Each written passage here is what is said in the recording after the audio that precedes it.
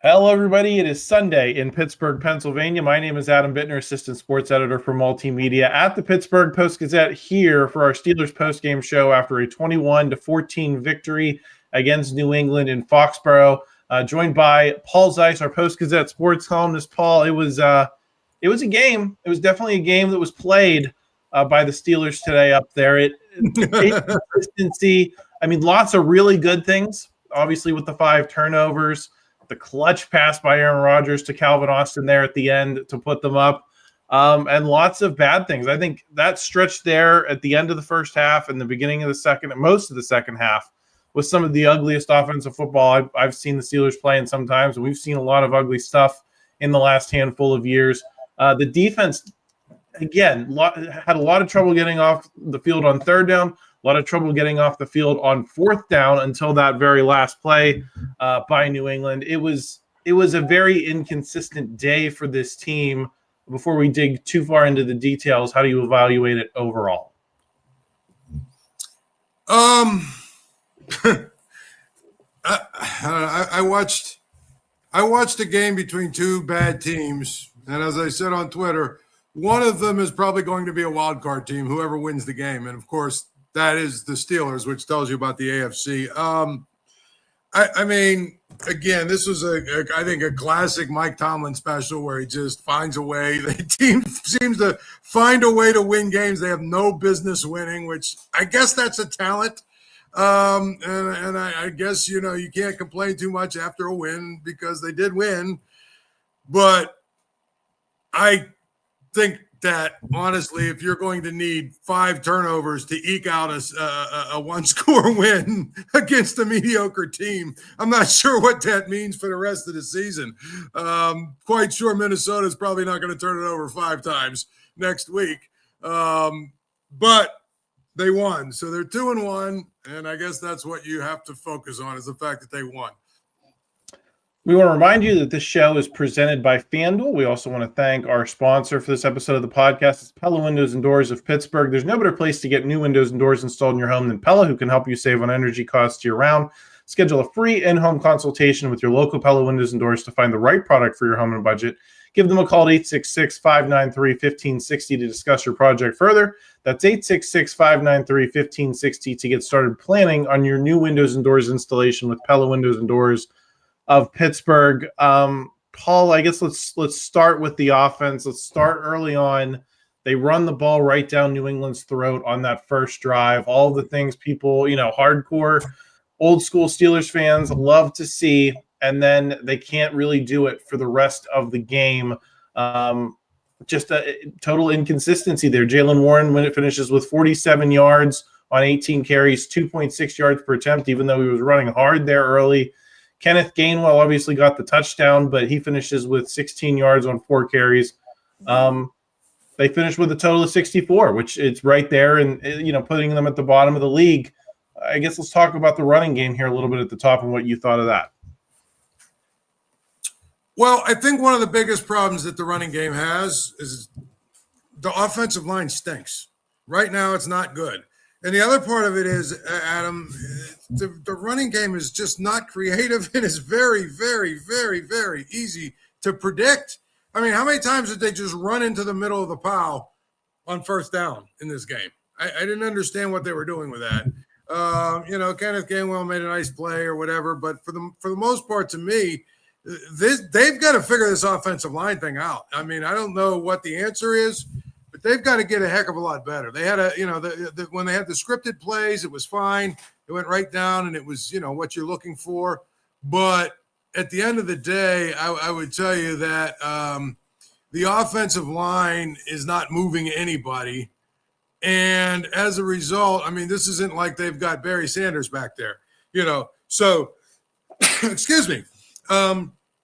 They have to figure this out. I mean, I just feel like their run game is really a big part of the problem. And I'll tell you what part of that problem is going to be. How many times, because they can't run the ball, and therefore these other teams know, okay, it's third and whatever, we're just going to sort of pin our ears back. You know what I mean? And how many hits is Aaron Rodgers? I mean, he took a lot of hits in this game. I mean, he's what, 41, 42 years old? At some point, those hits are going to start wearing his body down. And, he's not going to recover the way that a younger quarterback might. So my point is, with that being said, they need to figure it out because they can't have Aaron Rodgers dropping back to pass and teams not even fearing them running the football. Yeah, and the Patriots basically didn't. I pulled up the box score here. They had the 5-yard penalty, then a 15-yard pass, 9-yard run, 11-yard run. So there's 20 of the 64 right there. 6-yard run, 4-yard run. That's 30. So they got half of the yards on the first drive of the game. That's not great for your efforts in the running game. Paul, it was also an inconsistent day for Aaron Rodgers. He had the horrific interception to Robert Spillane there in the second half. Was firing a lot of blanks, but then has the great touchdown to Calvin Austin at the end. Obviously, he connected with DK Metcalf for that first touchdown that put him ahead of Brett Favre for, I think, 4th on the all-time list in the NFL in terms of passing touchdowns. Final line for him in this game was 16 for 23, 139 yards. That's not many, Paul. 6 per attempt, 2 touchdowns, 1 interception, passer rating of 96.1. What do you make of the day he had that included the contact you mentioned before, but really not a pretty stat line at all? No, I mean, the Austin throw was his best throw, right? Probably his second best throw was that I would call it, I mean, it was clearly contact, but the ball was out of bounds. The ball was thrown out of bounds, and I know that uncatchable ball is not necessarily actually something that is in the rule book, but that pass interference, that could have gone either way, I think. And if he doesn't have that, then we're talking about a completely different game anyway. They have to let him throw the ball down the field. I don't know what's going on, but they don't think he's got the arm strength. He doesn't want to. Maybe they don't think that we got the receivers, but they have got to throw the ball down the field a little bit. And if they're not going to, and they're going to try and become this dink and dunk offense, I mean, you should have just kept Russell Wilson here, I think. I don't know what's going on with that, but I don't like their offense at all. But I think a lot of it stems from the fact that the offensive line isn't very good right now. And if your offensive line isn't very good, it's hard to do a lot of other stuff that you want to do. Rodgers, to me, you get him for the moment at the end of the game where he makes a throw, that's obviously a Hall of Fame type throw. But again, I can't really evaluate him completely because I keep going back to the fact that he keeps getting hit every time he's trying to throw the ball. I thought Broderick Jones was bad. Even Zach Frazier wasn't very good today. I mean, you look at along the line, I know they were shuffling right tackles in and out for a little bit. I didn't think either of those guys were very good. Again, the Steelers won, but they've got a lot of stuff to work on, especially on offense, and they really do. He did have that 21-yard pass to Jonnu Smith on that second touchdown drive. I thought that was the kind of stuff I felt like I was promised in training camp, the preseason, when, it's easy to hype everything up. But they said they were going to throw across the middle more. We see that set up the second touchdown and basically don't see it again for, I'm sure there are reasons that included in the offensive line's performance. Was this their best game today, Paul? Because I think they avoided some out-and-out disasters in terms of sacks, like that first game where Broderick Jones gave up 3, but he was still getting hit a lot, getting disrupted a lot, definitely was throwing him out of his rhythm. I think it might be a bad thing if we say that this was their best game, but I did think it was their best game of the year, even if it wasn't good. I thought they were a little better last weekend, to be honest. I thought against Seattle they were a little bit better. I thought against the Jets they were terrible. I think against the Seahawks, I thought Broderick Jones was at least a little bit better. Ciamala was a little bit better. I thought Zach Frazier had a decent game. The right side was a little bit of a disaster last week, but I mean, I could go all 5 positions this week, and I got to wonder, if any of them are going to really want to go into a film session with their coaches this week when they start to evaluate what they did. So, I mean, yeah, I guess they avoided the major disaster, but I don't know if I can go as far as saying that this was their best game. That's fair. Paul, Aaron Rodgers, we also saw him get animated again, particularly on that third drive of the game, misses the throw to Freiermuth. I don't know what he expected Freiermuth to do, but got verbally heated there in that moment. We saw some of that last week. It's becoming hard not to notice it because I haven't seen it from a Steelers quarterback for a good chunk of time. That was just not Ben Roethlisberger's way of doing business. We saw Russell Wilson. People accused him of the toxic positivity a year ago. Kenny Pickett just never really brought that kind of gravitas to the huddle. What do you make of what we're seeing from Rodgers in terms of the on-field frustration that he's having at times? Is that a sign of dysfunction, or maybe some of the accountability that this unit has lacked for a number of years? Is it a positive or a negative in your mind that you're seeing him kind of lead the offense this way? He's a Hall of Famer, and he wants things done the right way. You watch Tom Brady did it, Peyton Manning did it, Dan Marino did it. I mean, all of the greatest of the greatest. I mean, obviously Roethlisberger didn't do it. That wasn't his, it wasn't sort of the way he went about it. But all of these guys that are the greatest of the greatest, I can't think of one. I mean, I've seen Patrick Mahomes go off on his receivers for not being in the right place. It's just sort of, a guy who has had a lot of success, who's a Hall of Famer, who, has won a Super Bowl, has won MVPs, and sort of wants things done the right way. And, he's probably not being patient because he knows this is his last probably go round. Paul, I wanted to ask you about the red zone offense. Didn't get in the red zone a whole lot today, so we didn't get huge sample sizes, but they do go to Metcalf on the touchdown for a second week in a row. They throw the jump ball to Darnell Washington that drew the interference that set up the Kenneth Gainwell touchdown. They've kind of, that's been their formula the last couple of weeks when they've been able to get down there, and it has worked. It seems like they are getting a little bit better than they were there a year ago. Do you have to give some level of credit to Arthur Smith for not making it too complicated and saying, I've got those red zone threats and I'm going to use them down there? Yeah, I mean, again, it's hard to give Arthur Smith credit for much of anything, isn't it? I mean, but I do think that they are going to probably be better this year in the red zone than they have because they do have a couple of threats, and it feels like they're actually going to use them. Mount Washington, to me, is a guy they don't use enough in other situations, but I get it. I think he's obviously a good option in the red zone. I'd like to see them throw the ball more to Jonnu Smith. I know that he had 3 catches today. One was for 21 yards. The other 2 were for combined 2 yards. I just feel like they're not using him nearly enough in any situation. And he had the fumble. Yeah, and they're not using him enough in any situation. DK Metcalf is probably not going to be that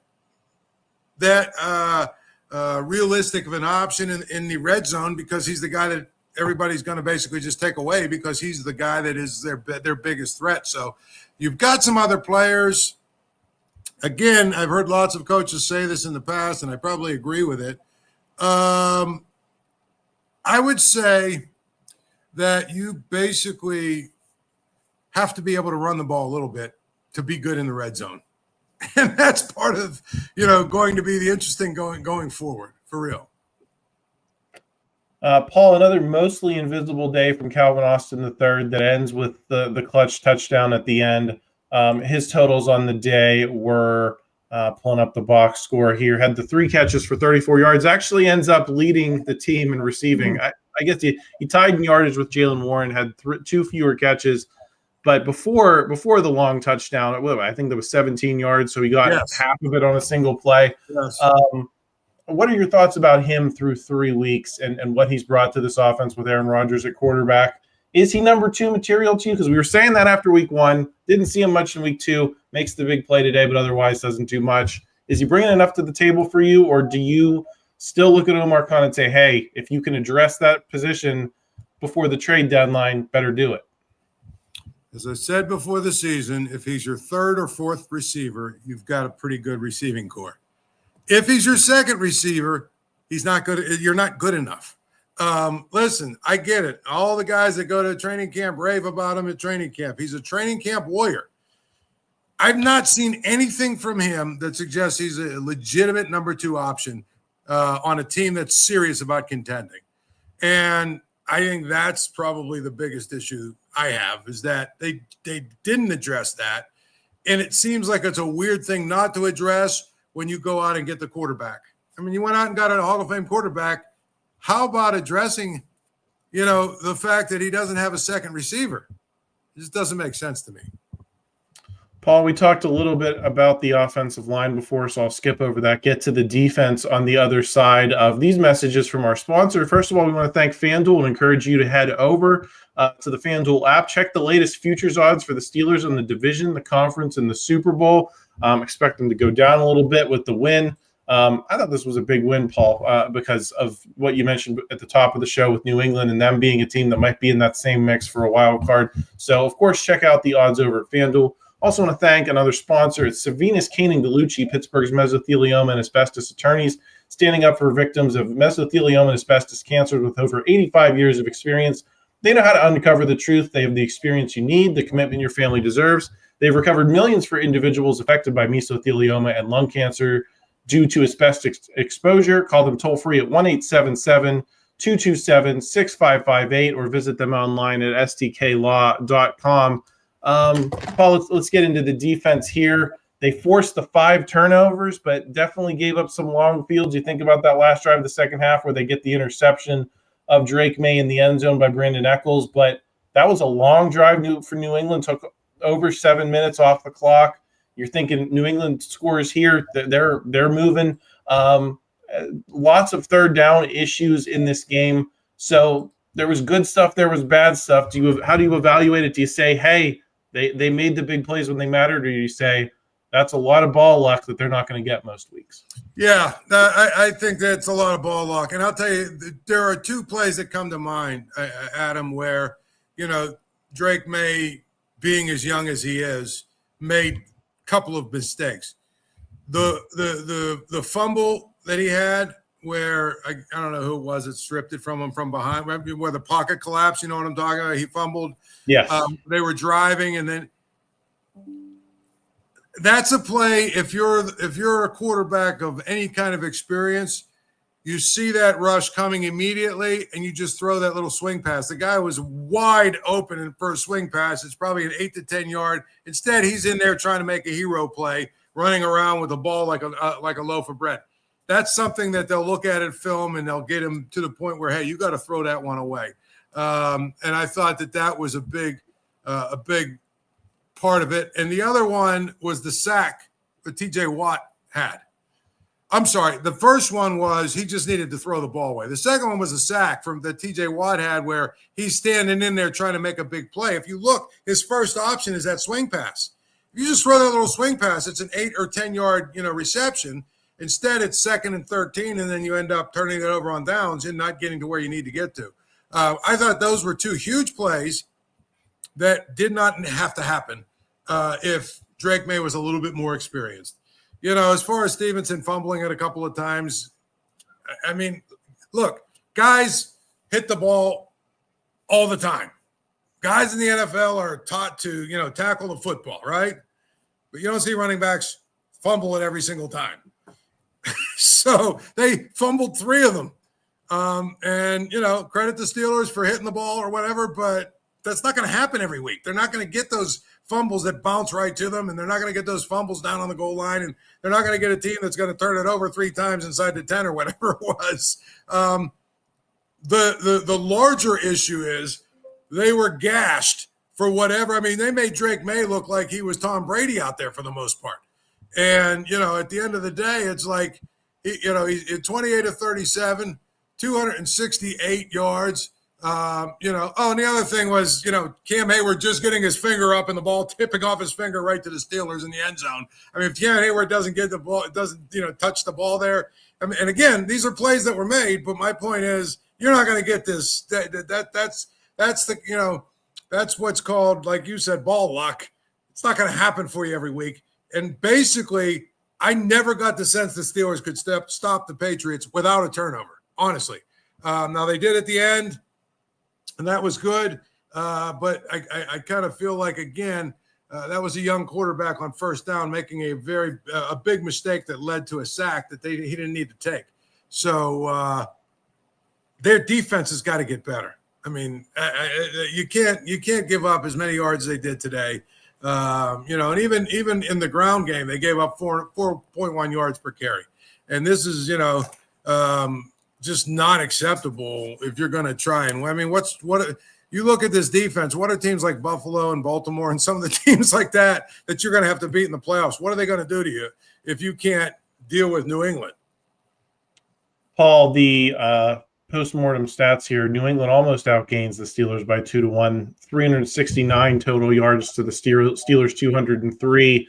I did want to ask you specifically about the third downs. New England goes 6 for 13 there, 4 of 5 on fourth down, so well over 50% on those weighty downs.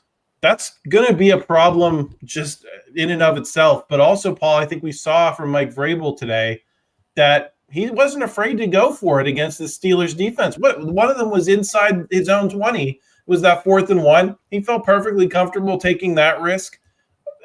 That's going to be the book on the Steelers. If you know that you're going to convert 60% of the time in a game like this, you're going to have teams be more aggressive against you. So it's going to become something of a compounding problem. Not only are you giving them up in the game that you're playing today, but you're telling teams in the future, hey, we can't get you off the field if we're within, 2 yards, 3 yards of the line of scrimmage, other than obviously they had that play at the end. Well, I think the other part of it is they went for it as much as they went for it, Adam, because they had no fear of the Steelers' offense either. In fact, didn't they go for it? If get correct, there's so much happened in this game. Didn't they go for it like 4th and 1 on like about their own 14 or 13 or 15-yard line or something? That's having no fear of the Steelers' offense just as much as you have no fear of the Steelers' defense. So to me, I look at it and, I mean, they've got to get better on third down. I mean, how many 3rd and 12, 3rd and 10, 3rd and 13, 3rd and 11s? And it was like just taking, stealing candy from a baby. This is what it is. Yeah, and Drake May on a couple of those plays, Paul. Like, I don't think of him as Michael Vick or anything quite like that, but he was just faster than the Steelers edge rushers. TJ Watt has been chasing quarterbacks all season. Granted, today he did get home. We'll talk about him a couple times, but he was chasing. We saw Nick Herbig chase this not particularly athletic guy. Big busts on third down, like you mentioned. They also had the Patriots at times in these 3rd and long situations and blew those as well. Those you definitely can't have. Maybe you give an athletic play to a player here and there, but the long conversions over and over again are how you almost get outgained by a 2-1 margin. Paul, let's talk about the big game for Cam Heyward today. I was a little tough on him on Post-Gazette.com last week for coming out and saying it's going to be redemption week for the Steelers defense, and it certainly was not against the Seahawks, but gets the tip on the interception, gets in for a sack. A good lead by example day for him, and an example of why the Steelers still value this guy, late in his career. Yeah. I mean, obviously that was, he's been taking a lot of heat, maybe rightfully so, right? And if you think about it, the heat that he's taken, it's like kind of one of those things where he probably just sort of put his foot down today. Now, can he do that 14 more times? Who knows? I thought he was, made some big plays for them. And you know what? TJ Watt didn't do a whole lot in this game, but he did have a couple of big sacks and whatnot. And so you want your stars to make plays, and they made plays, and that's what happens. So I think that Cam Heyward, I don't want to say earned his money or whatever, because that's probably an overstatement because it's one game. But he had a good game today. And so if he continues to do that, they'll be good. They'll absolutely be good. I also want to see how much credit you give Mike Tomlin for a couple decisions that were small, but I think had big impacts on the game. Number one, he decides to go with a lot more Cole Holcomb today as opposed to Peyton Wilson. Cole Holcomb got the start at inside linebacker, I believe. Ends up with that strip on the first series. Listen, I give him credit for that decision, Paul. People say he doesn't make adjustments. Well, that was an adjustment that was made, and it was made at the expense of a guy who's been, honestly, what I think is maybe one of the most unearned fan favorites in Steelers history, Peyton Wilson, a guy that just gets hyped every week and then gets torched in the passing game. He sat him a lot more today, gave Cole Holcomb a shot. Cole Holcomb converts there. And then late in the game, he called that touchdown right before the fourth down. I said, what are you doing? Because the clock wasn't going to stop. The Patriots didn't seem super organized. I'm thinking even if New England converts there, they're probably still at the 30-yard line with something like 40 seconds left, no timeouts left. Mike Tomlin basically bailed them out to get the defense set, but then they get the stop. They seemed ready for that play. So don't we have to give Mike Tomlin some level of credit here? Because a lot of times we're torching him on these shows, Paul. Certainly after last week with the loss, we see it in the comments. Mike Tomlin can't do this. Mike Tomlin can't do that. But I thought those were a couple examples today of positives from the head coach position. Well, I mean, as a coach, I like the timeout to get your defense organized because the bottom line was you want to make sure you can win the game there. That was actually good. I know some people were criticizing, make New England use their timeout. Didn't really matter because if they got a first down, they were still going to have enough time if they needed to get down the field. And you could always throw the ball, spike the ball. There's a bunch of ways they could stop the clock. So I like the timeout just from the standpoint of, hey, let's get organized and make sure we put together the best defense we can. The changing to Cole Holcomb is what a coach is supposed to do, isn't he? I mean, Peyton Wilson he stunk for 2 weeks. So sooner or later, hopefully you watch enough film that you can say, okay, this guy ain't getting it done. So, I don't know that I give him that much credit for it because me sitting in my armchair watching these games the last 2 weeks, I could have made that call, and I haven't even seen Cole Holcomb practice. And I'd say he's got to be better than Peyton Wilson is. So I agree with you on the timeout. That was a strategy. That was something he deserves credit for. Clearly, they put in whatever defense they needed to put in. Kid made a tackle, and they win the game. But you got guys that ain't getting it done. It's up to you as a coach to not be their friend and not be their buddy and all that other stuff. This was kind of a rare time that I can remember where Mike Tomlin actually shifted away from somebody and said, no, we need to do something different here. I think that honestly, he's got to make some of those decisions maybe on the offensive line. I don't know what options he has, but he's got to do something for sure.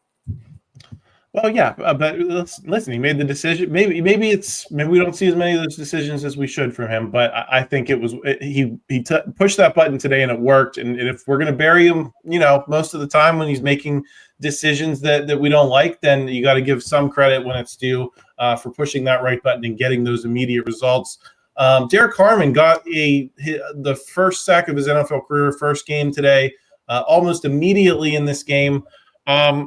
Was it coincidental to you that the defense was able to get off to a much better start today with him out there and available, or you just look over the course of the game and say it's still the same old unit? No, I think he made a difference. I did. And I think he'll get better now that he's, playing and he's healthy and he'll be a part of it every week and all that other stuff. I get that. I think I like what I saw from him for sure. I think that the biggest thing that he should continue to do is help them get better against the run. But part of his scouting report and part of what, they said about him coming out of college is that he's got that explosiveness, right? Where he can actually put pressure on a quarterback from that position, which is not generally a position where, unless you're Aaron Donald, you're going to get a lot of opportunities to get sacked. So I think he is going to be a difference maker. I really like him a lot. And I think that the more he gets comfortable, the more of a problem he's going to be for opposing offenses. Well, we know he was on a pitch count today. The coaching staff said that. So you didn't get as much Derek Harmon as you hope to see probably in the weeks ahead. So we'll continue to monitor that situation. Paul, Chuck Clark missed a pair of picks today. Brandon Echols got the interception, but he also drew that flag that set up the first touchdown for New England. What did you think of the defensive back depth? With you're still missing Deshaun Elliott, you're still missing Joey Porter Jr., so you need those guys to make some plays. They did in some cases, they didn't in others. Any room for optimism with those guys, or are they just, as you like to say on these shows a lot, ham and eggers? A lot of ham and eggers, and you see someone over here crying about the fact that there were a couple of starters out. I don't know that Joey Porter Jr. and Deshaun Elliott make that much of a difference in this game. The bottom line is they've made themselves a little deeper by the offseason moves that they made. But I think, you've got to – like Jalen Ramsey, did he do a whole lot today? No, I didn't really notice him at all, Paul. Exactly. My point is, you've got these guys that are supposed to be your stars. You got a little bit out of Watt, you got a little bit out of Heyward and all that other stuff. But I just think that the secondary is what it is. I think Darius Slay is, 4 years ago was really good. Now he's just kind of old. Jalen Ramsey, I guess the best thing you can say about him is you didn't notice him. Although, they threw for 270 yards against the Steelers. So I don't know. I look at it and basically just say, yes, Porter and Deshaun Elliott, you put them in, maybe they're a little bit better, but I don't know. I have to see a whole lot more from this defense before I start to declare that, yeah, they're getting better or whatever. Paul, we mentioned TJ Watt a little bit, gets the 2 sacks, gets the 2 tackles for loss in the game. Does that take the heat off of him at all? Or are you still looking at the way this defense played and the fact that, maybe that pressure wasn't as consistently there as people would like it to be on Drake May and say, hey, he's still got to be better than this, even though we got the 2 sacks? Well, I mean, I think, obviously he got the 2 sacks, and that's what, people get excited about is the sacks. I think it takes the heat off of him from the standpoint of, now you can stop talking about the fact that it's been, 6 games or 7 games and all that other stuff. And I think that's, now he just needs to continue to build on that and continue to make sure that they go from, 2 splash plays to a little more consistency. But at the end of the day, I just feel like it's now, it's now one of those things where he got his sacks. Cam Heyward made a few plays. So this week, I'm sure the pressure and the heat will be off of those 2 guys. Paul, I do want to talk a little bit about the Patriots first here, some around the NFL type of stuff. What did you think of that team that you saw across from the Steelers today? Is it going to be better than it's been in recent years, where you're going to look at this as some level of a good win, going into a place that, they have had the better team multiple times in the past, Paul, and have struggled to win at Foxborough? This team goes in and does it. Granted, these are not Tom Brady's Patriots. These are not Bill Belichick's Patriots, but it's still a tough place for this team to win. Is this a game we're going to look back on and say, hey, that was a good one? Or is it going to be something like what we saw with the Jets, where the Steelers beat that team? The Jets looked pretty good in that game and have had the wheels kind of fall off since. Well, I'm assuming next week they're playing at home against the Panthers, right? So they'll get to 2-2, but then they play the Bills, and, it's probably not going to go well for them. Then they're at the Saints and at the Titans, and I know that neither of those teams are great, but I'll be surprised if they get to the 7th week of the season with a 4-3 record. They're a year away. I think they're a year away. We talked about this before the show. I would take their roster right now over the Steelers every day of every week, because neither of these 2 teams are going anywhere. But the Patriots have a young franchise-like quarterback and a bunch of other young guys. They have like the 3rd or 4th youngest roster out there. So you figure if they have another good offseason, another good draft, Drake May takes another step in his development.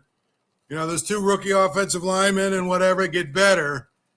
I mean, they're in a better position over the next year or 2 to get back into contention than the Steelers are. And so, on a small picture, I think this will be a game where you look back and say, well, the Steelers beat a team that was, probably an 8-win team or whatever they are.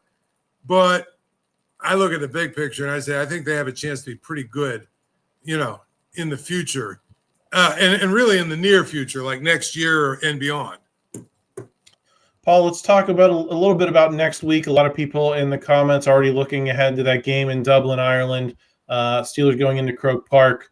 against the Vikings, a Vikings team that did not have J.J. McCarthy and really let loose on the Bengals, who themselves did not have Joe Burrow today. They end up winning 48-10 in Minnesota. Carson Wentz goes 14 of 20 for 173 yards and 2 touchdowns. So pretty huge day for that team that seems to be rolling as they are heading to that international destination next week, Paul. What's your early thoughts on that matchup? Because it's looking at different points in time. I think we said the Steelers probably are not going to win that game. And then Minnesota kind of looked a little sluggish in that first week against Chicago. And you're saying, hey, maybe that's one the Steelers can get. You're feeling good after the win against the Jets. Now Minnesota's looked fairly dominant in this early going. What are your thoughts on them, even with Carson Wentz, if he's playing as the backup next week? Well, I mean, I think, obviously, let's look. My thing about Carson Wentz is he eventually turns into Carson Wentz. So I think if the Steelers get Carson Wentz next week in week 2 of Carson Wentz, they're going to be in pretty good shape because I just think he's a guy that he's one of these guys that's good for a short period of time and then all of a sudden wakes up and remembers he's Carson Wentz. Now, I think the Vikings have a really good roster. They've got some really good players. Obviously, Justin Jefferson's a really, really good player. So, I mean, it's not going to be easy. And I think their defense is pretty good as well. But I don't know who I'd rather see, though. Who would you rather see, J.J. McCarthy or Carson Wentz? I think I'd rather see J.J. I don't know. I mean, I think they both have the ability to be really good, and they both have the ability to be really bad, don't they? Well, here's what I'd say, Paul. Carson Wentz is something of a proven commodity, and I think he can exist in that space that Sam Darnold did for them last year of if you give a guy Justin Jefferson, suddenly he looks a lot better because who's the best receiver Carson Wentz has had a chance to play with in his career? Now he gets Justin Jefferson. I think that changes the game for him. I'm not saying he's any great shakes, but considering how the Steelers defense has looked, I think he has the ability to exploit them if Justin Jefferson's going off and making plays. Yeah. Well, I would agree. But again, he also has the ability to throw 4 interceptions, which is, 3. You know what I'm saying? I'm not sure who I'd rather see if I'm the Steelers. Do you want to see J.J. McCarthy, who's a guy that's likely to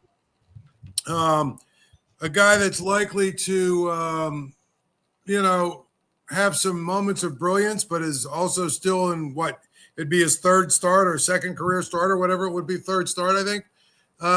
Or do you want to see the veteran who probably would be more of a game manager and somebody who would understand, hey, my job is just not lose the game and make some throws and let my playmakers, make plays. I don't know, man. I just think that it's one of those sort of catch-22s. I might agree with you, though. I might agree with you that Carson Wentz might give them a better opportunity, the Vikings, to win than J.J. McCarthy, just because he's less likely to make, some egregious mistakes. Paul, I did want to get your thought on these AFC North results today from the Bengals' perspective. We already mentioned the Vikings, but the Bengals looked bad, beaten quite badly. The Browns, however, I thought they were going to lose. I just checked the score. They get a field goal at the end to beat the Packers of all teams, showing a pulse up there in Cleveland after a couple rough weeks to start the season. What are you making of this division and the Steelers' place in it? Do you still think that they're the solid second-place team with Joe Burrow out, or do you look at a win like Cleveland just got against Green Bay and say, hey, maybe you do have to take them a little more seriously? No, I just can't take the Browns that seriously. And if you look at what I didn't get to watch that game, but it looked like it was really kind of an ugly game where the Packers just couldn't make anything happen and all that other good stuff. And so at the end of the day, 17 weeks of the NFL teams NFL teams are going to win some games. I still think the Steelers are the second best team. What I do think, though, watching, and I told you, I think we talked about this before, but Jake Browning eventually is always going to wake up and remember he's Jake Browning. Now, in the past, it's usually taken a game or two for that to happen. But it looks like today was the day where he just decided, I'm going to be Jake Browning today. I think the Bengals are done. I do. I think the Browns stink. The Steelers are clearly the second best team in the division, but maybe what today's results tell me is the Browns are closer to the Steelers than the Steelers are to the Ravens. Maybe that's what we can take out of it. Paul, did the throwback stuff today on the broadcast do anything for you? What's this? The throwback, they were doing the throwback intros and stuff. I think J.J. Watt and Night Eagle were doing some costumes ahead of the game. They were doing them in the truck. Too much kitsch for you, or did you care? Did you enjoy maybe hearing some of those sounds of the past? It did nothing for me. I mean, it was what I know people are nostalgic, but it is what it is. Of course, it really is. At the end of the day, that kind of stuff around the game, I think I'm old and miserable. I just really don't care about that kind of stuff anymore.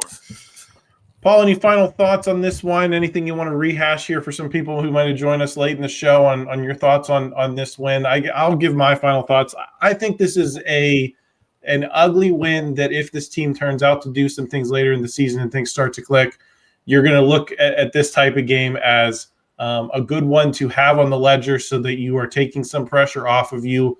So in that sense, a win is a win, but there's still clearly a lot to work out before they get to the point where they click, Paul, and I think that's the big concern, is that they seem a long way off from the team that we had been led to believe they might have in the preseason. Look, a win is good in the NFL. So they won a game, and that's great. But I'm watching a team that I just don't think is very good. I think they beat a not very good team in this game, and I think they beat a even worse team in week one. And so, I mean, I'm not even sure that they lost to a good team in week two. So there's a lot that needs to be worked out and worked on. I think my prediction probably still stands true. They're going to finish second. They're going to get to a wild card game, but I have a hard time believing they're going to beat one. Even they're going to beat any of the top 2 or 3 teams, which is what they'll have to do to win a playoff game if they don't fix some of the things that ail them, for sure. Well, we will certainly stay tuned. Paul, you will be back next week after the Steelers game in Dublin, so make sure you subscribe to the channel. For that, I'll be back with some podcasts later this week. And Paul, you've also got your daily show that you do, your live stream around 5 p.m., so lots to subscribe to. Jerry Dulac, Ray Fittipaldo, Brian Backer, they're going to wrap things up from New England. If you enjoyed this video, please like it. Help us out in the YouTube algorithm. We always appreciate that. And check out all of our written work on post-gazette.com. All that post-game coverage coming up there. Get yourselves a subscription for all that. Thanks for joining us today, and we will talk to you again next week. Thank you for checking out this content from Post-Gazette Sports. If you watch this video on YouTube, please like the video and subscribe to our channel. For all of the sports coverage the Post-Gazette has to offer, visit post-gazette.com.